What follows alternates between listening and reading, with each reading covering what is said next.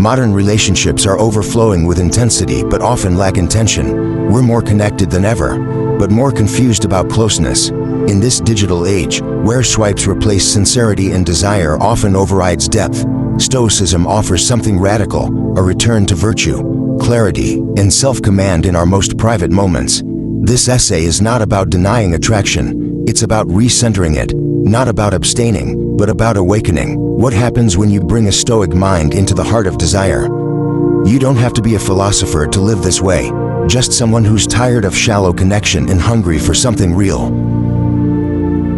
The most misunderstood topic in Stoicism. When people think of Stoicism, they picture restraint, silence, composure. They imagine men in togas, suppressing emotion and avoiding pleasure.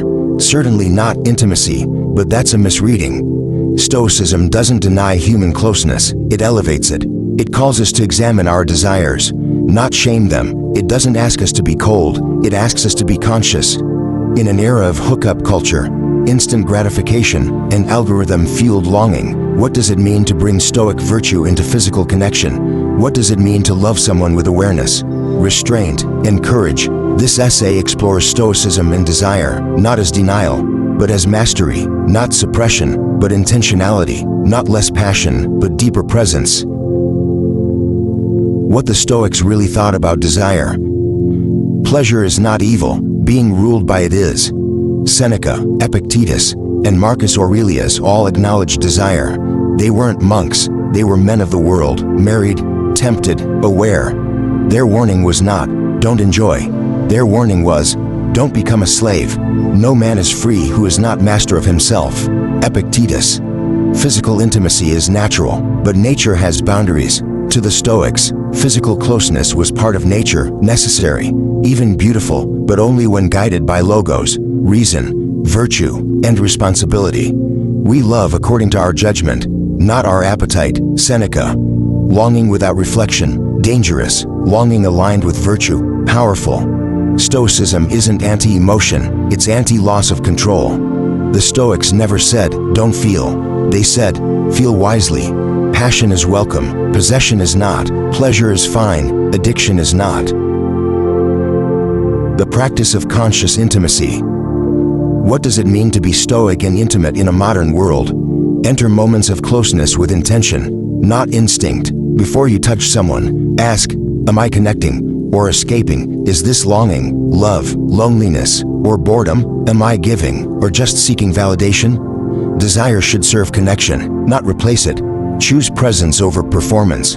The bedroom is full of noise, expectations, fantasies, shame, comparison. Stoicism invites you to come back to the body, the breath, the now. To be present is to be powerful. Look your partner in the eyes. Breathe together. Let the moment lead, not memory or media. Make virtue alluring. Yes, virtue can be deeply attractive. Kindness, integrity, loyalty, courage. These aren't buzzkills. They are aphrodisiacs for the soul. Cherish someone for who they are becoming, not just how they look today. Crave them for their consistency, not just chemistry. Let your character be your allure. Dealing with temptation, addiction, and infidelity. The Stoic view on overindulgence and compulsion. Pleasure in itself isn't the problem, but when we seek it compulsively, we forget our agency. If you would be free, learn to say no to things that do not serve your soul. Epictetus, paraphrased. Modern application. Question your patterns. Replace reaction with reflection. Fast from false stimulation to reset your clarity. When desire pulls you away from integrity. Desire becomes toxic when it overrides values. The Stoic doesn't repress attraction, but checks, will this action align with who I want to be? Temptation is a mirror. Use it to know yourself, not betray yourself. Stoicism and forgiveness in relationships. Betrayal, emotional wounds. How does a Stoic respond? With honesty, not revenge. With boundaries, not bitterness. With love, but not loss of self. Forgiveness doesn't mean staying. It means freeing both of you from the prison of resentment. Staying true to yourself in intimate partnerships. Don't abandon your core to be loved. True love doesn't demand you betray yourself. The Stoics remind us, the relationship you have with your own virtue is the most important one. If intimacy costs your self-respect, it's not love. Mutual growth is more alluring than perfection. Grow together, fail together, heal together. Perfection fades, partnership endures. Love someone who holds you accountable with kindness. Be someone who does the same. Practice voluntary simplicity in love. You don't need elaborate performances to feel close. Simplicity reveals sincerity. Kiss slowly, speak clearly, touch with reverence. A Stoic's Guide to Loving Deeply, but Detached. This is the paradox. The Stoic loves more fully, because they love without fear. They don't cling, so they cherish more. They don't possess, so they truly see. They don't expect, so they are free to receive.